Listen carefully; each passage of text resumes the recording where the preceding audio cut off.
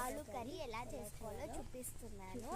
So first నేనైతే ఆలునైతే ఉడకపెట్టుకున్నాను. మీరైతే ఉడకపెట్టుకోండి. First oil వేసుకొని ఆవాలు, జీలకర్ర, పచ్చిమిర్చి, కర్రీ అండ్ ఆనియన్స్ వేసుకొని ఆనియన్స్ మంచిగా మగ్గిన తర్వాత దాంట్లోకి అల్లం పేస్ట్ అండ్ పసుపు అయితే వేసుకోవాలన్నమాట.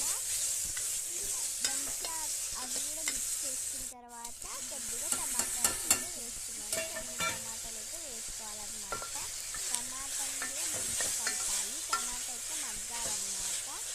సో మనము మూత పెట్టుకొని మగ్గియచ్చు. సో మగ్గిన తర్వాత మనం ఉడకబెట్టిన ఆలూస్ని అయితే అందులో వేసేసి కొద్దిగా ఉప్పు, కారం అయితే వేసేయాలి. సో ధనియాల పొడి కూడా వేసుకొని మంచిగా మిక్స్ చేసుకోవాలన్నమాట.